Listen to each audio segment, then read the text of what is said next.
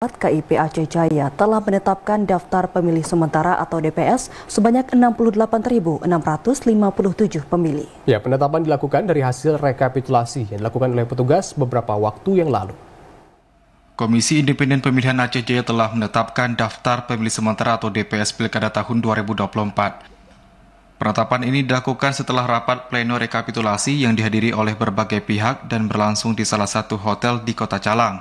KIP telah menetapkan daftar pemilih sementara di Aceh Jaya mencapai 68.657 pemilih, terdiri dari laki-laki 34.348 pemilih dan perempuan 34.309 pemilih yang tersebar di 172 desa dalam Kabupaten Aceh Jaya.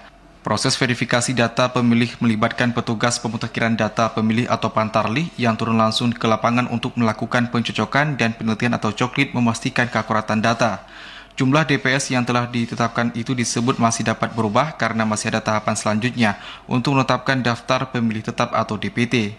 Ketua Bidang Divisi Perencanaan Data dan Informasi KIP Aceh Jaya Kamaruzaman menyampaikan jumlah pemilih pada Pilkada tahun 2024 meningkat dibanding data pada Pileg atau Pilpres yang lalu dengan jumlah data mencapai 3.000 lebih. Kami telah melakukan tahapan dalam bentuk daftar pemilih sementara dengan jumlah pemilih sementara di Aceh Jaya ini berjumlah 68.657 pemilih dengan 34.348 dinyatakan laki-laki dan 34.309 itu perempuan.